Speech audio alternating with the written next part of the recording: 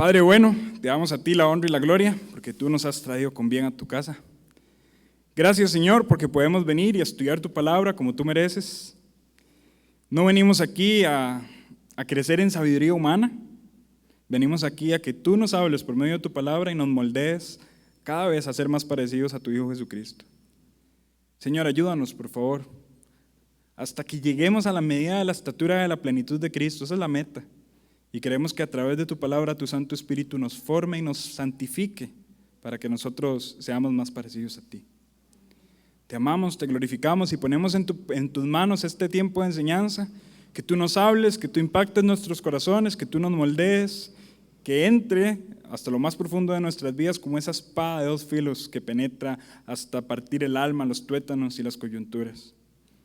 Te alabamos, Señor. Gracias por los hermanos que han decidido venir el día de hoy, por los que tal vez pronto verán esta enseñanza, y te pedimos que, como tu iglesia, tú nos guíes, nos orientes a ser cada vez más santos para tu honra y tu gloria.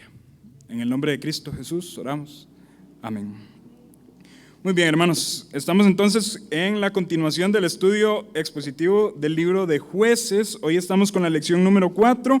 Y la porción de texto que vamos a abarcar el día de hoy es capítulo 1 del versículo 22 al versículo 36. Si usted va haciendo la cuenta, lección número 4 significa que ya llevamos un mes en esto, ¿verdad? Y no hemos salido del capítulo 1, hasta hoy vamos a salir del capítulo 1. No nos asustemos, eso va a seguir siendo así, ¿verdad? No tenemos ninguna prisa, si el Señor viene antes, gloria a Dios, y si no, seguimos estudiando su palabra, ¿verdad? Y pues así estamos. Hoy vamos a estar estudiando entonces del versículo 22 al versículo 36, y el título de la enseñanza de hoy es Victoria a mi manera igual derrota. Esa frase ojalá que se nos quede en la mente, porque vamos a analizar a la luz del texto cómo algunas personas persiguieron la victoria, algunas tribus de Israel persiguieron la victoria, pero a su manera, y eso significó entonces una derrota tanto nacional como espiritual, podemos así decirlo. Entonces, después de esto vamos a sacar ciertas aplicaciones para nuestra vida personal, y estoy seguro que esto ha de servirnos también para crecer en santidad y en piedad delante del Señor.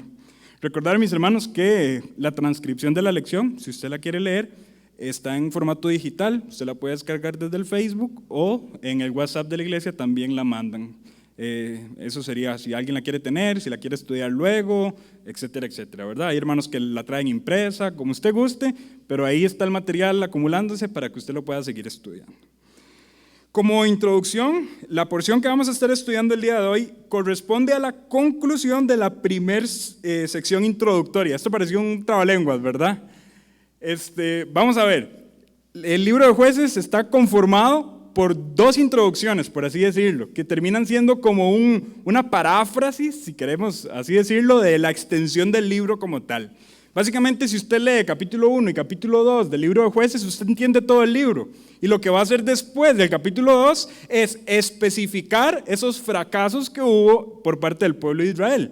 Pero con capítulo 1 y capítulo 2 ya nos queda clara la idea del libro, que es que hay personas que se levantan, Dios levanta líderes, estos líderes se mueren, el pueblo vuelve en esta espiral descendiente a cometer pecado, después del pecado viene la ira del Señor, después de la ira del Señor viene el arrepentimiento del pueblo, después del arrepentimiento del pueblo viene la benevolencia del Señor, y en la condición de benevolencia vuelven a caer en el pecado, vuelven a caer en la idolatría, Dios vuelve a manifestar su ira, y así sucesivamente. También dijimos que el libro de Jueces está estructurado de menos a más. Entonces, en el orden del libro de Jueces, usted lo que verá es que empieza con mucha piedad y termina desenfrenado. Entonces, lo primero que tenemos es a la tribu de Judá haciendo conquistas heroicas, pero poco a poco eso va bajando y las tribus van bajando su nivel, las tribus van bajando su valentía, etcétera, etcétera. Luego verá jueces completamente piadosos y entregados, algunos de los cuales no se dice nada malo, como Otoniel, que lo mencionamos la semana pasada, pero eso va bajando y va bajando hasta tal punto que el libro termina con Sansón, del cual parece que no se dice nada bueno casi, ¿verdad?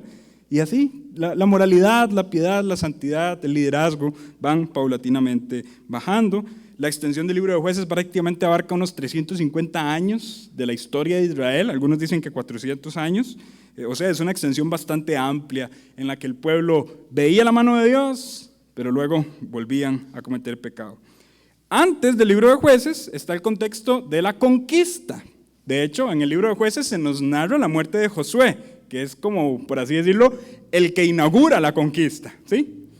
Al narrar el libro de Jueces la muerte de Josué, a partir de ahí empiezan las personas que siguen después de Josué. Entonces estamos en esa etapa de la historia de Israel donde se está tomando la posesión de la tierra de Canaán, y Dios había sido estricto de cómo tenía que ser tomada la tierra de Canaán, pero el pueblo empieza a hacerlo a su manera, ¿verdad? Entonces, como lo dije, la conclusión de este texto, el capítulo 1 del libro de Jueces, sería la sección introductoria, la conclusión de la primera sección introductoria. A partir del capítulo 2 empezamos con la segunda sección introductoria. Y de esta manera tenemos el resumen general de la historia del libro de Jueces, que termina siendo un resumen general de las derrotas de las tribus del sector sur. Eso es lo que vamos a ver hoy. Vamos a ver de nuevo, recapitulando. Si nos podemos imaginar el mapa de Israel, tenemos sector norte y sector sur. En el sector sur se ubican aquellas tribus que nosotros podemos conocer como Judá, como Benjamín y como Simeón, ¿verdad? Y más al norte se ubican las otras 10 tribus. Entonces, ya vamos leyendo poco a poco el fracaso en el momento en que el pueblo va entrando a la tierra de Canaán. El sector sur empieza a fracasar y usted va a ir viendo que poco a poco, conforme vamos avanzando en la lectura, el sector norte cada vez más también va mostrando su fracaso y su fracaso y su fracaso, hasta que pues, el fracaso se extiende, digamos que hasta la tierra de Dan, que podríamos decir que es lo que está al extremo norte. Y en este sentido podemos ver cómo cada tribu empieza en este descenso espiritual. No obstante, no se narra solamente la ineficiencia de estos pueblos a la hora de conquistar, que es parte de su fracaso, sino que también se narra una muy lamentable creatividad en búsqueda de la victoria por medios distintos a los que Dios exige. Personas intentaron perseguir la victoria a su manera, siendo creativos, pero Dios no nos manda a ser creativos, Dios nos manda a ser obedientes. El pueblo de Dios empezó a ser muy creativo, pero esta creatividad los desenfocó de la obediencia que tenían que tener a Dios. Es decir, el pueblo buscó una victoria a su manera. Y al final, una aparente victoria que ignore el mandato divino va a ser una derrota. De eso es lo que vamos a estar hablando el día de hoy, tanto en su perspectiva histórica, que es lo que habla el libro de Jueces, como en sus aplicaciones para nuestra vida personal. Porque al fin y al cabo esta historia podría ser muy, valga la redundancia, histórica, pero tiene aplicaciones sumamente prácticas para nuestra vida. El primer punto que quisiéramos decir o quisiéramos analizar es la estrategia de la aparente misericordia. Aquí está una de las búsquedas de victoria a su manera del pueblo de Dios. ¿Eso dónde lo leemos? A partir del versículo 22 hasta el versículo 26. Acompáñenme a leerlo. Dice así: También la casa de José subió contra Bet-el, y Jehová estaba con ellos. Aclaraciones aquí. Perdón por ir deteniéndome, ¿verdad? La casa de José, si usted busca un mapa al final de su Biblia y ve la división de las 12 tribus, se va a encontrar que José no aparece en esa división de las 12 tribus, ¿verdad? ¿Por qué? Porque la posesión de José se divide en dos, sus hijos, que son Manasés y Efraín. Esas son las dos tribus que nosotros encontramos. Cuando la Biblia dice la casa de José, se refiere, opción número 1, a Manasés y Efraín en conjunto, o, opción número 2, a la región norte, lo que en el libro de Reyes y en el libro de Crónicas se le llama Israel, ¿verdad? Israel, norte, Judá, sur. Cuando usted lee la casa de José, muy generalmente se refiere al sector norte de los israelitas. En este sentido, la casa de José dice que subió contra Bet-el. Bet-el es un lugar sumamente famoso. Aquí un dato para los curiosos. Bet-el es el segundo lugar en la Biblia con más menciones. Se menciona muchísimo en la escritura. Bet-el antes por los paganos tenía otro nombre. ¿Alguien recuerda el otro nombre de Bet-el? Luz, ¿verdad? Es una región que se llamaba Luz y ahora vamos a ver también, porque aquí lo menciona y luego nos va a dar más detalles al respecto. Dice así, también la casa de José subió contra Bet-el y Jehová estaba con ellos. Esto es una mención positiva. Dios estaba respaldando la conquista de la casa de José. Algo muy parecido a lo que está aquí, nosotros lo podemos leer en el libro de Josué. Estos son victorias. Versículo 23, y la casa de José puso espías en Betel, ciudad que antes se llamaba Luz, por los paganos. No necesariamente quiere decir luz de iluminación. Aquí se refiere a una planta. Les quedó mal, no recuerdo cuál planta era, pero la traducción original es una planta, no es la luz, como nosotros lo conocemos. Versículo 24. Y los que espiaban vieron a un hombre que salía de la ciudad y le dijeron: muéstranos ahora la entrada de la ciudad y haremos contigo misericordia. Y ahorita nos vamos a volver ahí, porque ese es el punto catastrófico. Y él le mostró la entrada de la ciudad y la hirieron a filo de espada, pero dejaron ir a aquel hombre con toda su familia. Y se fue el hombre a la tierra de los heteos, en otras traducciones bíblicas dice hititas, y dice, y edificó una ciudad a la cual llamó Luz. Como que le dijo, me destruyeron mi luz, pero ahora yo voy a edificar otra luz. La ubicación de esta nueva luz es incierta, no hay un lugar específico que se pueda rastrear con este nombre, quizá fue un lugar pequeño, no lo sabemos. Pero la cuestión es que dejaron a este hombre con vida, este hombre huyó y plantó una nueva ciudad. Y dice ahí, este es su nombre hasta hoy. ¿Qué podemos concluir en base a lo que hemos leído? Bueno, que en el versículo 24 podría verse como una muestra de piedad de los hijos de Dios. Alguien podría leer ese versículo y aplaudirle a la casa de José y decir, wow, qué buenos. Dice en el versículo 24 al final, haremos contigo misericordia. Y ya me imagino a aquella persona haciendo un devocional de la Biblia forzado, diciendo, ven, cómo hay que tener misericordia a los demás, etcétera, etcétera, ¿verdad? No me voy a meter aquí en detalles muy técnicos, pero nosotros tenemos que hacer una diferencia entre aquello que es exégesis y aquello que es eisegesis. Los que han llevado discipulado saben de lo que estoy hablando, ¿verdad? La exégesis bíblica es la forma apropiada de estudiar la Escritura. ¿Y qué es? Ver la Biblia y extraer de la Biblia el mensaje que la Biblia me quiere decir. Pero la exégesis es imponerle a la Biblia lo que yo quiero que ella diga. Este texto es sumamente tentativo para hacer eisegesis, ¿verdad? Porque dice, haremos contigo misericordia. Una persona podría agarrar esto y hacer toda una predicación de que hay que tener misericordia a los demás, hay que ser buenos con los otros, etc. El problema es que Deuteronomio capítulo 7, acompáñenme aunque ya lo hemos leído, Deuteronomio capítulo 7, versículo 1 y 2, dice lo siguiente. Deuteronomio 7, 1 y 2. Cuando Jehová tu Dios te haya introducido en la tierra a la cual entrarás para tomarla y haya echado delante de ti a muchas naciones, al Eteo, al Gergeseo, al Amorreo, al Cananeo, al Fereceo, al Heveo y al Jebuseo, 7 naciones mayores y más poderosas que tú, y Jehová tu Dios las haya entregado delante de ti y las hayas derrotado, las destruirás del todo. No harás con ellas alianza, ni tendrás de ellas misericordia. ¿Es o no es el mandato de Dios muy claro? Clarísimo. No van a hacer misericordia con los paganos. Los van a exterminar del todo. Y ahorita vamos a analizar eso porque sé que suena sumamente fatalista. Y ahorita lo vamos a analizar.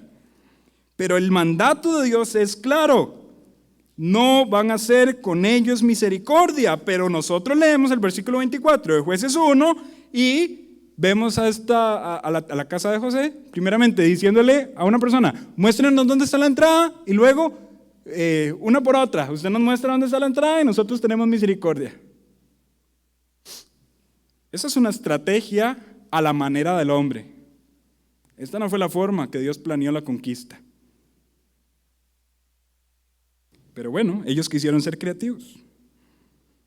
Esta es una desobediencia que ignora un mandato divino. Y todavía hay un asunto más de fondo que podemos analizar. Entre líneas, lo que acaba de suceder nosotros podemos leer que la actitud del pueblo de Dios está declarando que Dios es un ser malvado y tirano. El hecho de que el pueblo de Dios decidiera hacer misericordia de un enemigo, indirectamente está señalando a Dios como no misericordioso. ¿Verdad? ¿Sí o no? Eso está entre líneas. El pueblo de Dios, o Dios le dijo a su pueblo, extermine todo. Pero el pueblo dice, no, con usted vamos a hacer misericordia. ¿Qué está diciendo el pueblo entre líneas? Dios es no misericordioso. Nosotros somos más misericordiosos que Dios. Pregunto entonces, ¿esto es así? ¿Es Dios un ser no misericordioso? Tal y como ustedes lo han dicho, la respuesta es un tajante no. Dios es infinito en misericordia, amor y gracia. Esos son sus atributos. Sí es cierto que también dentro de sus atributos podemos hablar de su ira, su justicia y su santidad, pero esto no le resta en ningún momento misericordia. El problema que el pueblo de Dios, que Israel tenía, es que no conocían a su Dios y no entendían que el conocimiento de Dios sobrepasaba el conocimiento de ellos. Dios sabe lo que hace y sus consejos, póngame atención en esto, siempre provienen de un panorama mucho más amplio que el nuestro. Los consejos de Dios siempre provienen de un panorama mucho más amplio que el de nosotros. Incluso, para aquellos que todavía están tentados a decir que Dios es un ser no misericordioso, la semana pasada nosotros habíamos hablado de cómo Dios tuvo misericordia de un pueblo que se alió a los israelitas, ¿se acuerdan? De los ceneos. Ahí está la muestra de un Dios misericordioso. Pero Dios claramente le está pidiendo a los israelitas desde Deuteronomio no titubear con su trato a los habitantes paganos de Canaán. ¿Proviene este mandato de Deuteronomio capítulo 7 del corazón de un ser malvado, de un Dios malvado? No, sino de un Dios omnisciente y amoroso. Me detengo ahí. Omnisciente y amoroso. ¿Qué entendemos porque Dios sea omnisciente? Todo lo sabe. ¿Y qué entendemos porque Dios sea amoroso? Que Él ama. Y de hecho, Dios no tiene amor. Dios es amor. Sus atributos le describen, no le cualifican. Usted no pone cosas para que Dios sea más Dios, sino que los atributos de Dios le describen lo que Él ya es. Y Dios es amor. En su omnisciencia y en su amor, Dios está actuando.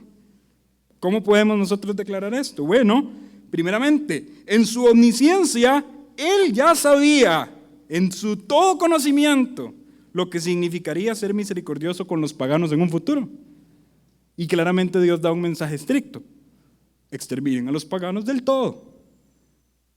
Y en su omnisciencia, Él les está haciendo un bien al pueblo de Dios, y no solamente al pueblo de Dios, sino a las regiones de Oriente. Mis hermanos, porque el paganismo trae depravación moral y viene el declive social. Y bueno, aquí me puedo meter incluso hasta temas sociales y políticos, pero no tengo el tiempo, ¿verdad? Pero cuando las naciones son paganas, viene el declive. Claramente Dios está mostrando misericordia para la región de Oriente, para el mundo. Dios está mostrando misericordia en un sentido. Podríamos hablar incluso de una gracia común que Dios tiene para las personas, que no necesariamente en esta gracia común Él está salvando a cada individuo de la paga de su pecado eterna. Pero sí, en esta gracia común, Dios quiere una sociedad mejor aún en ese Oriente. Y eso implica que el paganismo sea exterminado. ¿Sí o no?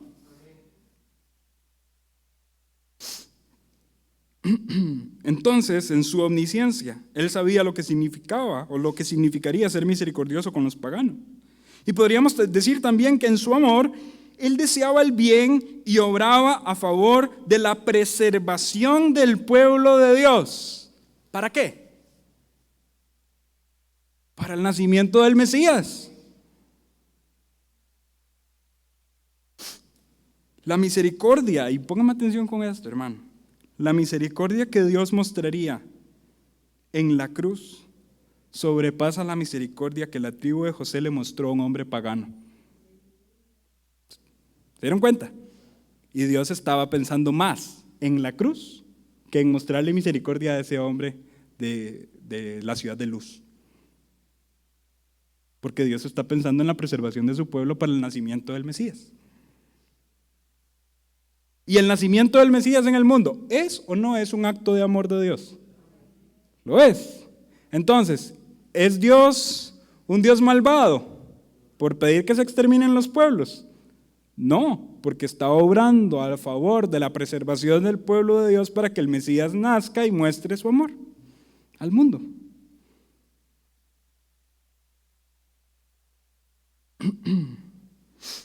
En este sentido, algunas personas que tal vez pudieran escuchar lo que yo estoy diciendo, opositores al cristianismo, estarían enojados con lo que yo estoy diciendo, porque para ellos las conclusiones que nosotros leemos a lo largo del libro de Jueces y en otros libros históricos del Antiguo Testamento muestran estas historias de exterminio provenientes de un Dios malvado. Ese es el famoso dilema del mal. Si Dios es bueno, ¿por qué permite que esto? ¿Verdad? Si a usted le gusta investigar, en internet usted puede encontrar este dilema como el dilema de Epicuro, que fue el filósofo que lo planteó. Y eventualmente usted podría ver que las personas hoy en día siguen creyendo eso. Yo no creo en el Dios de la Biblia, porque si Dios es bueno, ¿por qué permite que tantos niños mueran? ¿Por qué en el Antiguo Testamento mandó que se exterminaran pueblos? Donde hasta mandó que se exterminaran a los niños de brazo y a los no nacidos. ¿Por qué si Dios es bueno permite eso? No tengo el tiempo para entrar de lleno a este dilema, pero sí veamos a la luz del libro de Jueces el sentido que tiene en el Dios amoroso y misericordioso y en el Dios omnisciente lo que aquí está ocurriendo. Estas personas, detractores del cristianismo, ignoran que la conquista histórica de las ciudades paganas era necesaria para que el mundo fuera testigo del mayor acto de amor y misericordia de Dios, enviar a su Hijo al mundo. Y por otro lado, existen un montón de pinceladas de misericordia divina en el contexto de la conquista. Voy a enumerarles unas cuantas, porque no tengo todo el tiempo que quisiera para enumerarle todas las posibles, ¿verdad? Pero número 1, pinceladas de misericordia de Dios en la conquista. La cantidad de dioses paganos que iban a dejar de ser populares y por tanto dejarían de ser una piedra de tropiezo para las naciones. Ahí está la misericordia de Dios. Dios está librando a naciones a tropezar en dioses paganos por medio de la conquista y el exterminio de esas regiones paganas. ¿Es eso o no es misericordia? 2, y este es un punto de los más sensibles, la cantidad de niños que iban a ser destinados a nacer en ambientes paganos, pero que por morir en edades tempranas fueron rescatados de las doctrinas de demonios. Iban a ser criados en doctrinas de demonios, pero murieron en edades tempranas y fueron librados de ese paganismo. Y aquí hago un pequeño paréntesis. Teniendo en cuenta, paréntesis porque es una postura personal, sin embargo yo creo que está muy sustentada en la Escritura. Teniendo en cuenta que un niño al morir es salvo por la gracia del Señor. Si usted se pone a pensar en esto, estas vidas de los niños que murieron no muestran a un Dios malvado, sino más bien a un Dios que les está rescatando de una vida en el paganismo. Región pagana donde iban a tener una imposibilidad de escuchar el mensaje de Jehová de la Biblia. Y bueno, aquí vale también hacer una aclaración. Mucho cuidado porque usted cree que un niño que muere es salvo. Porque hay 2 posibles explicaciones para esto. Número 1, porque el niño es inocente. No. David dijo en Salmo capítulo 51, en pecado me concibió mi madre. Ningún ser humano es salvo en base a su inocencia. Opción número 2, un trabajo de redención por medio del Señor Jesucristo. Una obra de redención. Cuando yo estoy hablando de este tema, generalmente sale alguna persona brincando y me dice, pero es que ese niño no tiene la posibilidad de creer. Bueno, ¿quién tenía la posibilidad de creer? ¿Quién? Entonces, en la misma condición que está ese niño que está muriendo, estábamos nosotros. ¿Creímos? Claro que sí, creímos. ejercimos nuestra fe y fuimos salvos por la gracia. ¿Pero por qué creímos? Porque el Espíritu Santo moldeó nuestro corazón, porque Él nos habló, porque Él nos llevó a la fe, porque Él nos abrió los oídos, los ojos, por medio de la palabra. Así que la fe viene por el oír y el oír por la palabra de Dios. ¿Sí o no? ¿Era esa fe mía por naturaleza? No, Dios me la dio. Dios abrió mis ojos, Dios abrió mis oídos. En la misma condición que estaba yo cuando fui salvo a los 18 años, está ese niño que creo yo que la Biblia me da sustento para decir que es salvo en el momento de su muerte. Dios hace una obra de intercesión en su vida y lo dirige a la redención por medio de Jesucristo, porque Jesucristo dijo: yo soy el camino, la verdad y la vida. Nadie viene al Padre si no es por mí. Los niños no se saltan ese requisito, también van a la presencia de Dios por medio de Cristo. Amén. Bueno, y no tengo el tiempo para analizarlo, pero si se recuerdan, cuando estudiamos Lucas de manera expositiva, había un texto que decía: dejad a los niños, venid a mí y no se los impidáis. Ese texto, esa palabra niños, se refiere a neonatos, a bebés pequeños. Y literalmente, cuando está hablando de esta infancia y luego en la exposición del texto continúa avanzando, lo que está declarando es que así como esos niños tienen que creer, porque para ellos es imposible creer, y Dios hace una obra y los deja entrar a su presencia, de la misma manera para el hombre es imposible creer, pero Dios hace una obra en ellos y los deja entrar a su presencia. Pero bueno, esto fue apenas un paréntesis. Yo creo que Dios muestra su amor y su misericordia en esos niños que murieron en esas matanzas, rescatándolos de una religión pagana, de una cultura en la cual probablemente ellos no iban a escuchar acerca del Dios de la Biblia. Y lejos de que esa muerte de esos niños sea un recurso para hablar de un Dios malvado, más bien todo lo contrario, es un recurso para hablar de un Dios misericordioso y clemente. Y por otro lado, otra pincelada a la misericordia de Dios en la conquista: el juicio de Dios como un mensaje a los paganos de que su idolatría era desagradable a Dios. ¿Se imaginan las regiones alrededor de Canaán, viendo cómo los cananeos en una conquista exitosa morían por su paganismo? Muy probablemente esto era un mensaje de juicio para las regiones que estaban alrededor y decir: vea lo que está pasando ahí. ¿Por qué? Porque Dios está expresando, el Dios de los israelitas, el Dios de la Biblia, está expresando que el paganismo es un camino equivocado y que deben creer en Jehová. ¿Ocurrió en el Antiguo Testamento? ¿Hubo paganos que creyeron en el Dios de la Biblia? Claro que sí. Claro que sí. Hubo paganos que creyeron en el Dios de la Biblia. Vaya y lea el libro de Ruth y se dará cuenta cómo el mensaje del Dios de la Biblia puede llegar a alcanzar a una persona pagana. Vean el caso en la toma de Jericó, también con Rahab. Al final, entonces, la misericordia y el amor de Dios están aún en contextos sangrientos de conquista. ¡Wow! La misericordia y el amor de Dios puede ser observado aún en estos contextos sangrientos donde Dios les mandó a matar a todos. Aún ahí hay misericordia de Dios. Su plan sigue siendo mejor que el plan de los hombres. Pero lamentablemente, este error de ser más misericordiosos que Dios, el día de hoy, sigue siendo replicado por la humanidad. ¿Y a qué nos lleva esto? A cometer pecado tras pecado.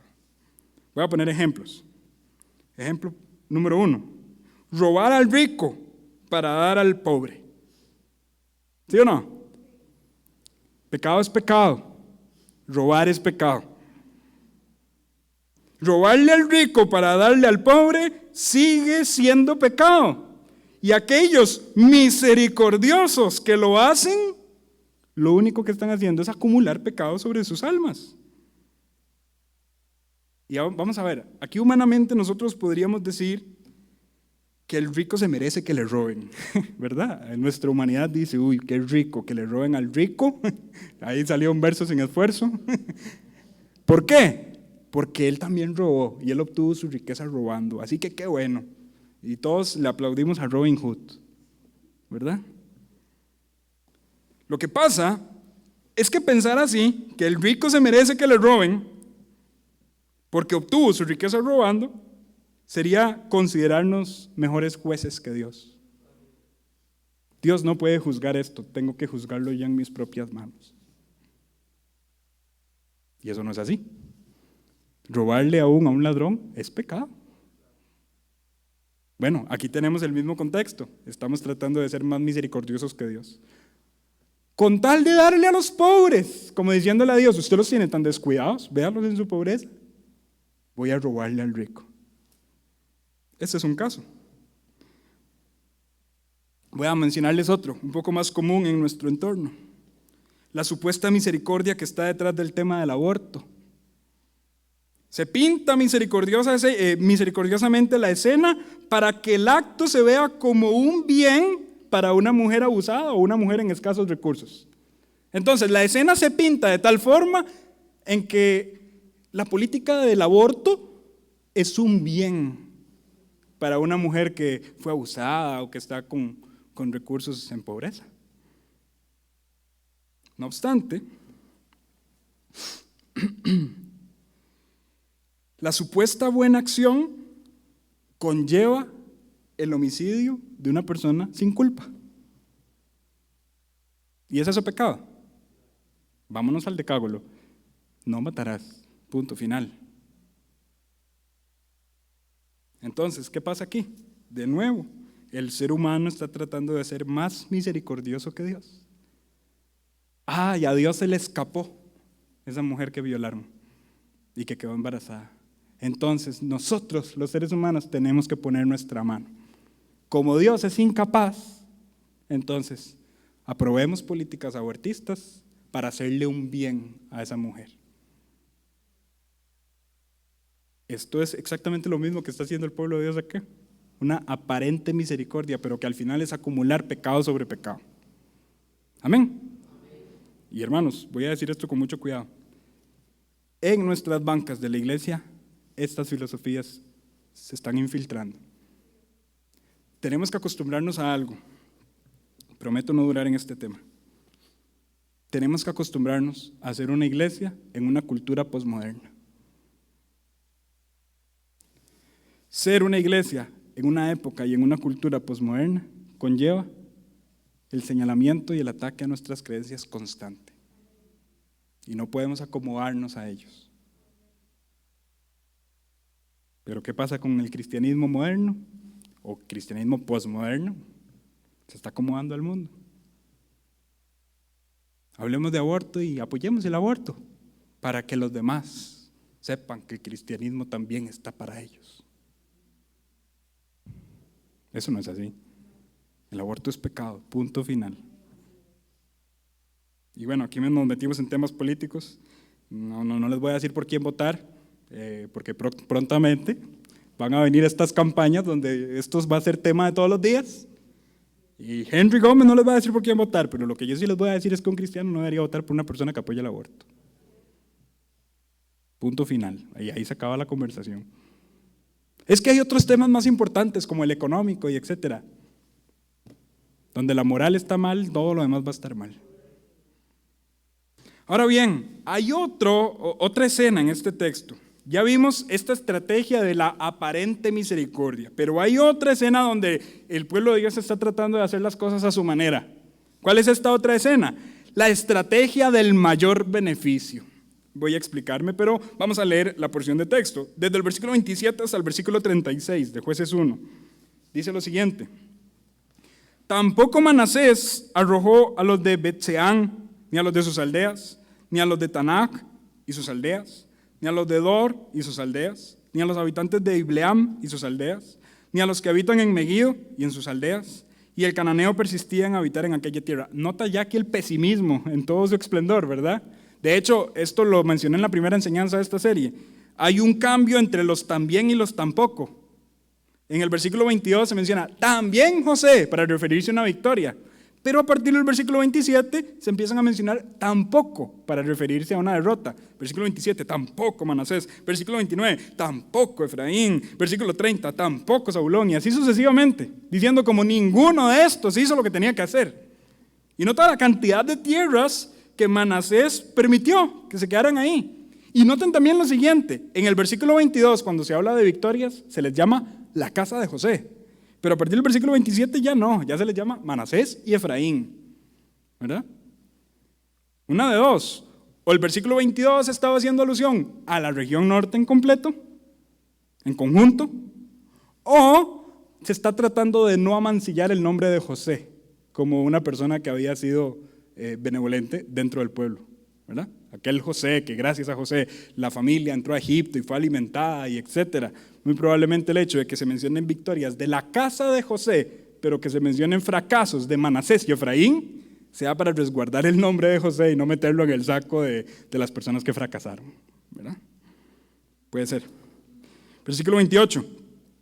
Pero cuando Israel se sintió fuerte, vamos a ver aquí, esto se repite en el versículo 35, voy a hacerles aquí un pequeño adelanto. Versículo 35, al final dice, pero cuando la casa de José cobró fuerzas, notan exactamente lo mismo que ocurrió en el versículo 28, pero cuando Israel se sintió fuerte, ¿qué deberían hacer ellos con su fuerza? ¿Ir y atacar? No, cuando Israel se sintió fuerte, hizo al cananeo tributario, mas no lo arrojó. Tampoco Efraín arrojó al cananeo que habitaba en Geser, sino que habitó el cananeo en medio de ellos en Geser. Tampoco Zabulón a los que habitaban en Quitrón, ni a los que habitaban en Nalal, sino que el cananeo habitó en medio de él y le fue tributario. Tampoco Aser arrojó a los que habitaban en Aco, ni a los que habitaban en Sidón, ni en Jalab, en Esib, en Elba, en Efec y en Rehob.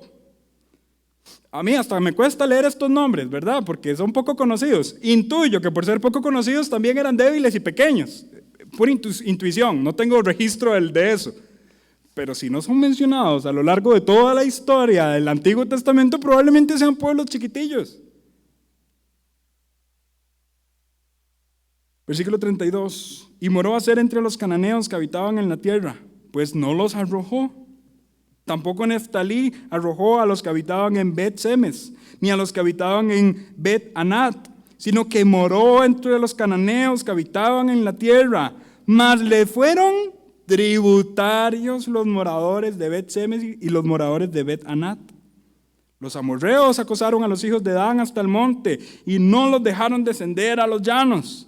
De Dan, paréntesis, de Dan siempre se habla lo peor, ¿verdad? De hecho aquí ni siquiera se dice que tampoco pudo, no, aquí más bien ellos andaban corriendo de los enemigos. De Dan siempre se habla lo peor. Bueno, y aquí ya no me voy a meter en esos temas, pero incluso usted se va al libro de Apocalipsis y en una de las listas de las tribus donde hay ciertas bendiciones no se menciona a Dan. Se cree que es por haber sido la primera tribu en haber cometido idolatría. Postura, pero bueno, ya eso es para otro estudio. Sigue diciendo, y el amorreo persistió en habitar en el monte de Jerez, en Ajalón y en Salbim, pero cuando la casa de José cobró fuerzas, lo hizo tributario. Y el límite del amorreo fue desde la subida de Acrim, desde Sela hacia arriba. Y ahí terminamos de leer lo que íbamos a leer. ¿Qué es lo que se menciona aquí? Un hecho frecuente. Versículo 28, versículo 30, versículo 33 y versículo 35 dice que hicieron tributarios a los enemigos. Hicieron tributarios a los enemigos. Esta acción, ¿qué tiene de fondo? Es aparentemente una acción con mejores resultados. ¿Por qué? Bueno, número uno, la manera de Dios no generaba ingresos económicos. ¿Por qué? Porque iban a exterminar a todos. Y requería un mayor esfuerzo físico. Pero hacer tributarios a los enemigos requería menor esfuerzo físico y reflejaba mayores ingresos económicos. Y si nos ponemos a hablar aquí en lenguaje contable, podemos hacer un análisis de costo-beneficio, ¿verdad? Aquí, tal vez aquellos administradores o contadores o algo por el estilo. Si hacemos un análisis de costo-beneficio, esto colocaría a la opción divina como una opción sin beneficios. No obstante, hacer las cosas a la manera de Dios siempre va a traer beneficios a la vida. siempre. Quizá el plan de Dios parezca incomprensible, pero voy a citar aquí las palabras de una gran mujer llamada Elizabeth Elliot, ¿verdad? Esposa de un gran misionero en las tribus Aucas. Y esta mujer dice: la perfección no consiste en la comprensión de los designios de Dios, sino en la sumisión a los mismos. Lo está diciendo una mujer que le mataron a su esposo, unos indios a los que estaba él intentando predicarles. Y que ella persistió en seguir predicando a esa tribu, y podría decirse que el asesino de su esposo fue el primer convertido de esa región. Y usted dice: ¡y Henry, eso suena fatal! Eso tuvo que haber sido allá en África. Ecuador.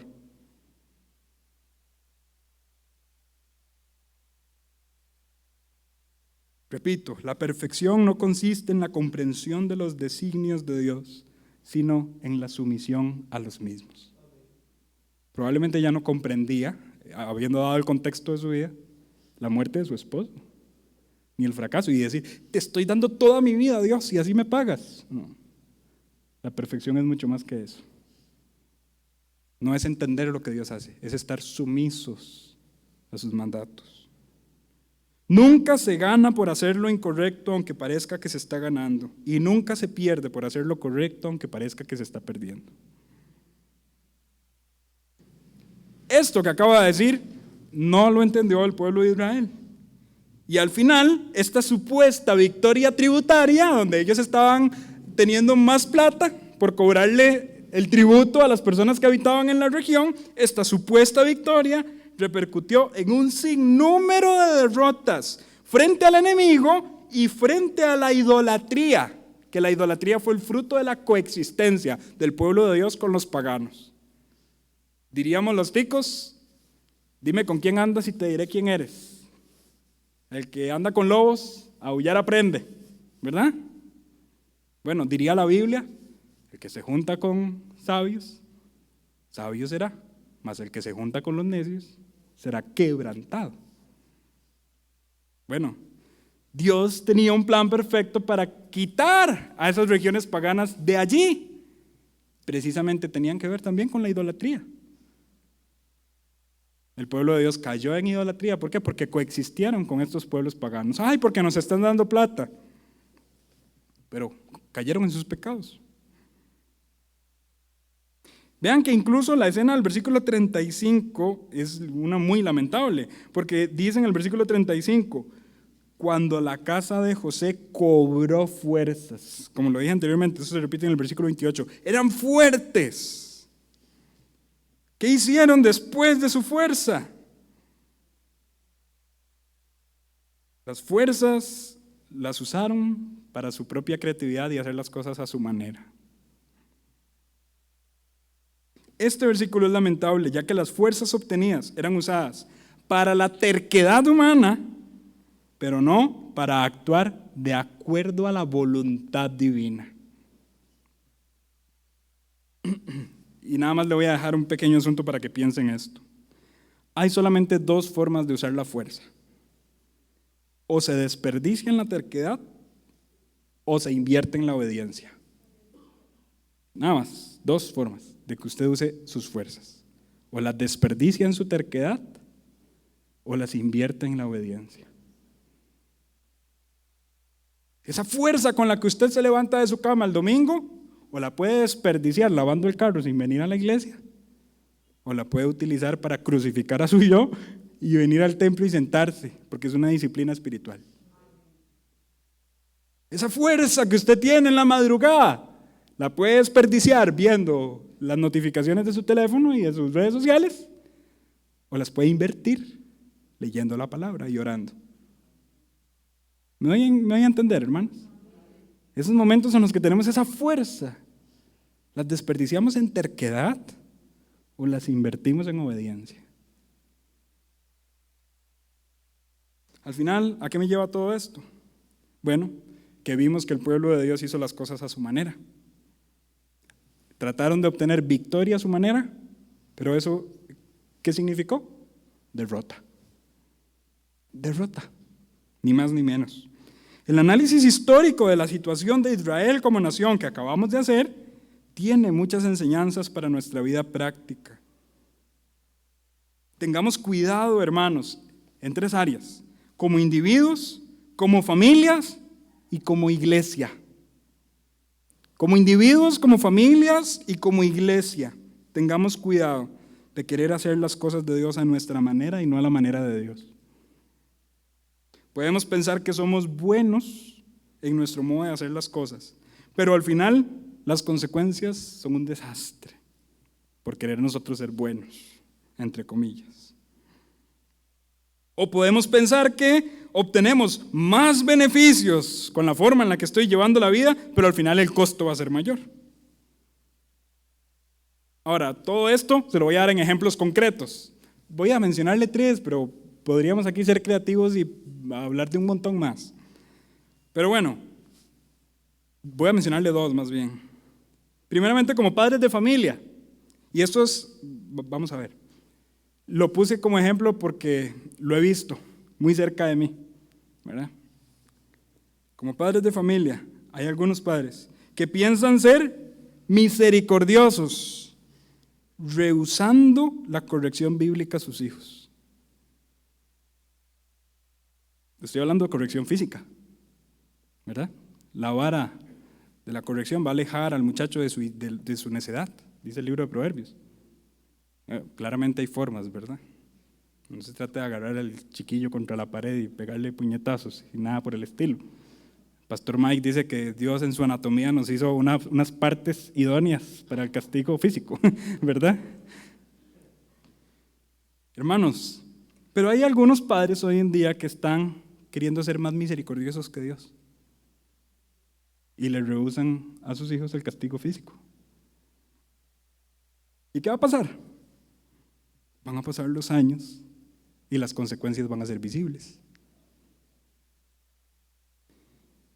No le digo que no duele, yo estoy criando un chiquito de 2 años, ¿verdad?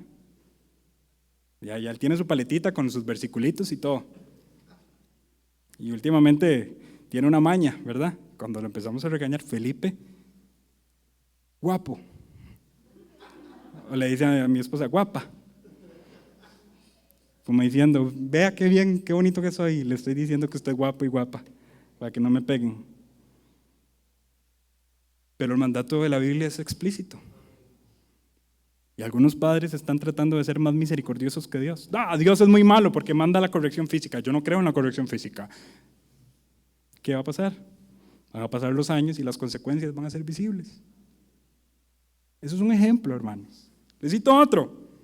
Iglesias que acomodan la adoración y la predicación a la voz de la sociedad, pensando que así obtienen mejores resultados.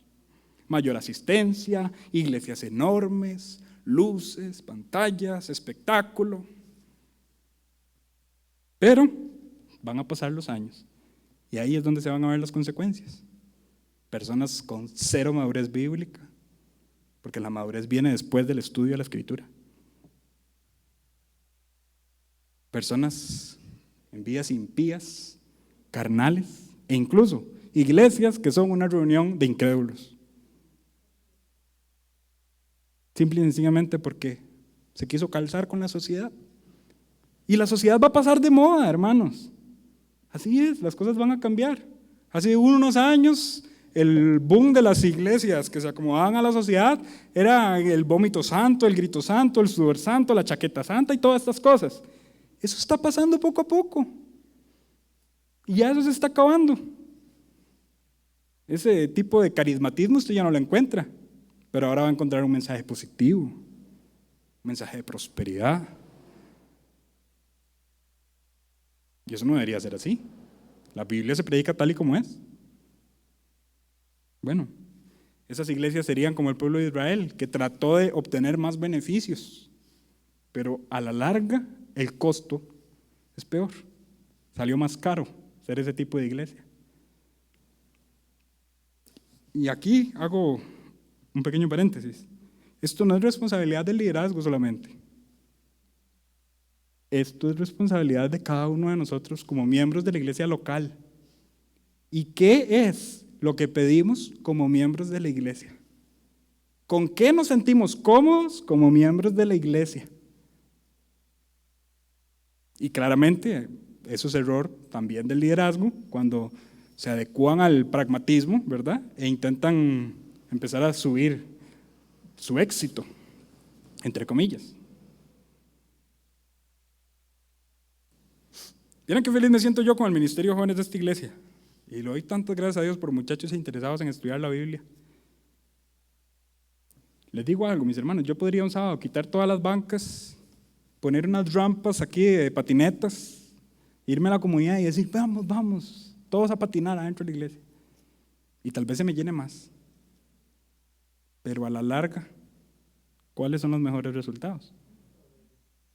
Podríamos tener a los niños ahí haciendo, como escuché de una iglesia, practicando coreografías y breakdance, ahí tirados en el suelo, bailando música moderna, sin darles una historia bíblica ni nada por el estilo. Podríamos hacer eso. Y les aseguro que tendríamos un montón de chiquitos. Y a la larga, ¿cuál sería el resultado? Podríamos tener una persona en el púlpito y advertirle que no diga aquellas cosas que a la gente le ofenden. Y a la larga, ¿cuál sería el resultado?